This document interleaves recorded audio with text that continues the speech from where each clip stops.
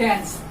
Tense ऐसे rule होते हैं इंग्लिश ग्रामर के जो हमें बताते हैं कोई भी काम कौन सा समय में हो रहा है या कितना हो चुका है। ठीक है, ये पूरा परिभाषा में मेन क्या आता है, काम और दूसरा समय। ये क्या किया, टेंस को वर्क और टाइम के आधार पे दो कैटेगरी में बांट दिया। पहला, वर्क के आधार पे कौन कौन सा हो सकता है, इंडेफिनिट अनिश्चित काम, कंटिन्यूअस जो जारी है। तीसरा, परफेक्ट जो अच्छी तरह से समाप्त हो गया। चौथा, परफेक्ट कंटिन्यूअस यानी जो जारी भी रहेगा समाप्ति भी हो सकती, कुछ भी हो सकता है परफेक्ट कंटिन्यूअस में। ये क्या किया, प्रेजेंट यानी समय को वर्क के आधार पे, समय को वर्क यानी काम के आधार पे चार कैटेगरी में बांट दी। जैसे प्रेजेंट को 4 कैटेगरी में बांटा वर्क के आधार पे, तो क्या हो जाएगा, present indefinite tense, present continuous tense, present perfect tense, present perfect continuous tense. उसी तरह पास्ट को भी बांटा 4 कैटेगरी में, past indefinite, past continuous, past perfect, past perfect continuous. उसी तरह फ्यूचर को भी बांटा, future indefinite, future continuous, future perfect और फ्यूचर परफेक्ट कंटिन्यूअस। अब देखो, अगर यहां से हम लोग को परिभाषा पूछ लिया जाए, अगर मान के चलो यहां से ये जो समय है इसको वर्क के आधार पर 4 कैटेगरी में बांट दिया। अगर बाय द वे हमको इसके जो 4 इसको 4 कैटेगरी में बांटा, तीनों को 12 हो गया। ये 12 को का अगर हमसे परिभाषा पूछ लिया जाए तो कैसे बताएंगे, तो प्रेजेंट का मतलब होता है वर्तमान और इंडेफिनिट का मतलब है अनिश्चित। उसके आगे जोड़ना है जो कार्य, ठीक है, जो कार्य जोड़ना है आगे। ठीक है, तो प्रेजेंट इंडेफिनिट टेंस किसे कहेंगे, प्रेजेंट इंडेफिनिट टेंस किसे कहेंगे, प्रेजेंट का मतलब वर्तमान, इंडेफिनिट का मतलब अनिश्चित। तो जो कार्य वर्तमान काल में, जो कार्य वर्तमान काल में इंडेफिनिट यानी अनिश्चित समय तक हो, जो कार्य वर्तमान काल में अनिश्चित समय तक हो उसी को प्रेजेंट इंडेफिनिट टेंस कहते हैं। उसी तरह प्रेजेंट कंटिन्यूअस, कंटिन्यूअस का मतलब होता है जारी, जो काम जारी रहेगा। तो जो कार्य वर्तमान काल में क्या हो, कंटिन्यूअस यानी जारी हो, जो कार्य वर्तमान काल में जारी हो उसी को प्रेजेंट कंटिन्यूअस टेंस कहते हैं। तीसरा, प्रेजेंट परफेक्ट, जो कार्य वर्तमान काल में अच्छी तरह से समाप्त हो जाए, पूरी तरह से समाप्त हो जाए, उसी को प्रेजेंट परफेक्ट टेंस कहते हैं। ठीक, ये परफेक्ट कंटिन्यूअस लास्ट में पढ़ेंगे। प्रेजेंट अब आते हैं पास्ट में। पास्ट इंडेफिनिट टेंस किसे कहते हैं, तो पास्ट का मतलब भूत, बीते हुए समय का बोध करा है, पहले जो हो चुका है मेरे साथ। ठीक है, तो पास्ट का मतलब भूत और इंडेफिनिट का मतलब अनिश्चित। जो कार्य पास्ट यानी भूतकाल में कब तक हो, अनिश्चित समय तक हो, उसी को पास्ट इंडेफिनिट कहते हैं, पास्ट कंटिन्यूअस। जो कार्य भूतकाल में जारी हो, जो कार्य भूतकाल में क्या हो, जारी हो, उसी को पास्ट कंटिन्यूअस टेंस कहते हैं। पास्ट परफेक्ट, जो कार्य भूतकाल में परफेक्ट यानी अच्छी तरह से समाप्त हो जाए उसी को पास्ट परफेक्ट टेंस कहते हैं। फ्यूचर इंडेफिनिट, जो कार्य भविष्य काल में अनिश्चित समय तक हो उसी को फ्यूचर इंडेफिनिट टेंस कहते हैं। दूसरा, फ्यूचर कंटिन्यूअस, जो कार्य भविष्य काल में जारी हो उसी को फ्यूचर कंटिन्यूअस टेंस कहते हैं। फ्यूचर परफेक्ट, जो कार्य भविष्य काल में परफेक्ट यानी अच्छी तरह से समाप्त हो जाए उसी को क्या कहेंगे, फ्यूचर परफेक्ट टेंस। ठीक है, अब इसको ये जो टाइम है इसको वर्क के आधार पे 4 कैटेगरी में बांटा।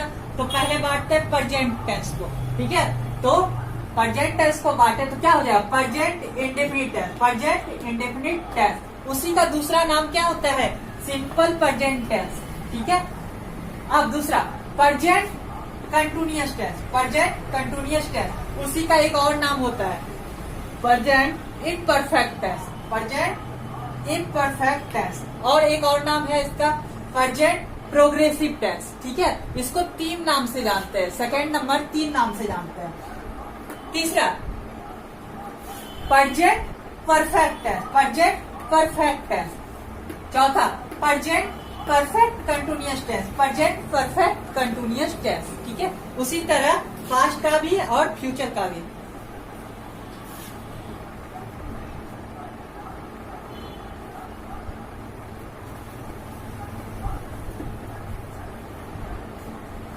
उसी तरह अगर पास्ट का लिखा जाए तो क्या हो जाएगा, पास्ट टेंस का चारों लिखा जाए तो फर्स्ट नंबर क्या होगा, past indefinite, past indefinite tense, जिसका दूसरा नाम क्या होता है, simple, simple past tense. Second number past continuous tense,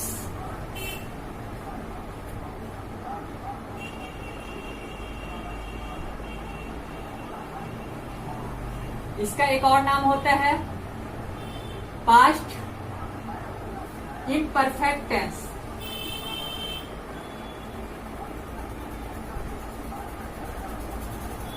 एक और नाम है इसका पास्ट प्रोग्रेसिव टेंस।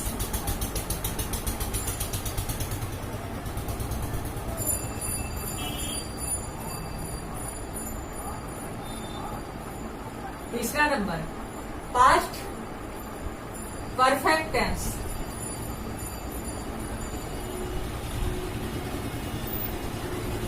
चौथा नंबर पास्ट परफेक्ट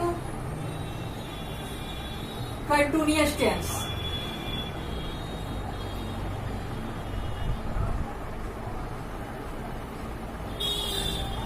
अब अगर इसी तरह फ्यूचर का लिखा जाए तो पास्ट की जगह क्या हो जाएगा, फ्यूचर हो जाएगा। फ्यूचर का लिखा जाएगा तो पास्ट की जगह क्या हो जाएगा, फ्यूचर हो जाएगा।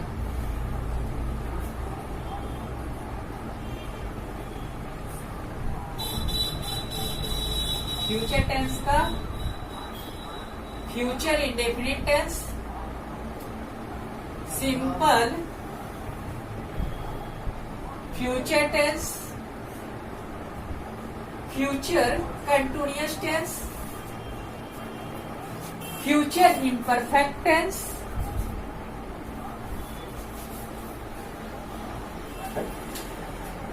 और future progressive tense. Future perfect tense, future perfect continuous tense, ठीक। अब देखो, अब आता है कोई भी इंग्लिश सेंटेंस दिया हुआ रहेगा, कोई भी इंग्लिश सेंटेंस दिया हुआ रहेगा, कैसे पहचानेंगे कि वो कौन सा समय में हो रहा है काम, ठीक है।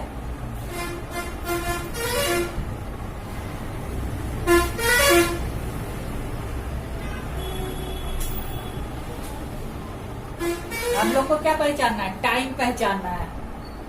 टाइम यानी समय पहचानना है।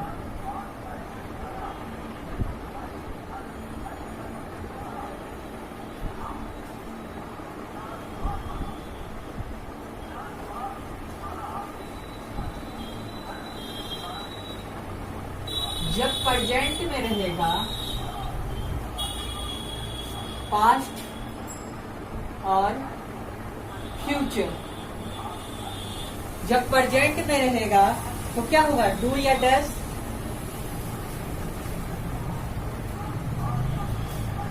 डू या डज, वही इधर जाके डीड बन जाता है, और फ्यूचर में शैल या विल। दूसरा नंबर एम आर इज, वाज या वेयर,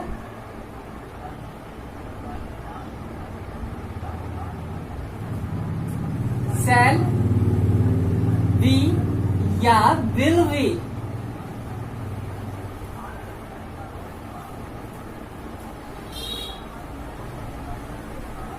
शैल बी या विल बी।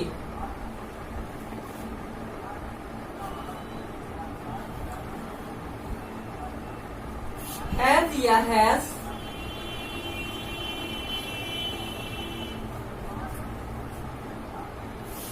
हैड, shall या will प्लस हैव, यानी shall have या will have। ठीक है, अब इसमें आते हैं। have been या has been पास्ट में हो जाता है had been,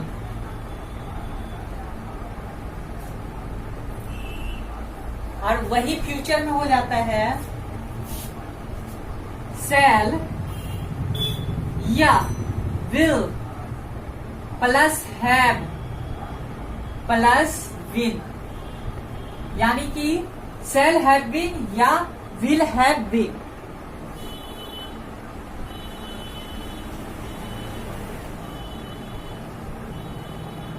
अब कोई भी सेंटेंस रहेगा उसको हमको पहचानना है कि वो कौन सा समय में हो रहा है, तो इसी से हम लोग पहचानेंगे।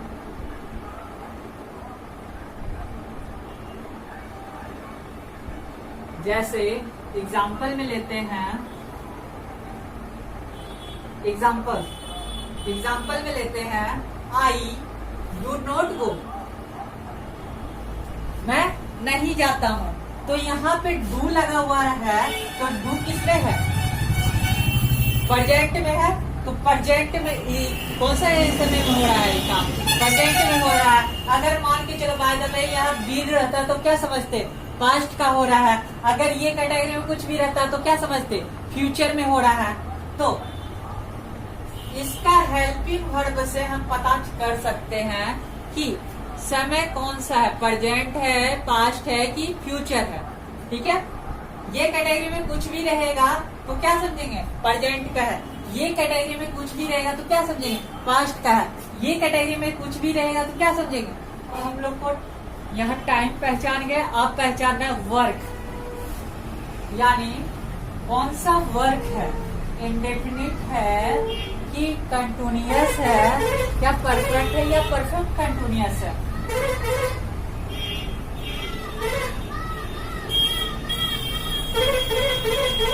यहाँ हम लोग को काम पहचानना है।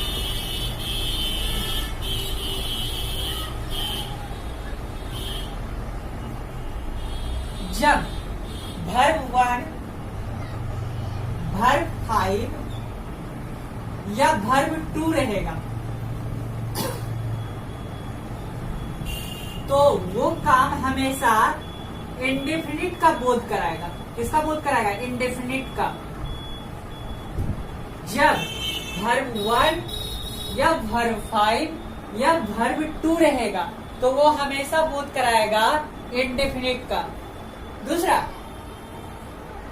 जब वर्ब का तीसरा फॉर्म रहेगा तो वो हमेशा बोध कराएगा परफेक्ट का।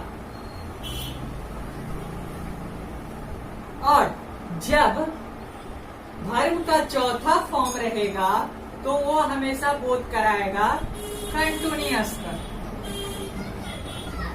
और परफेक्ट कंटिन्यूअस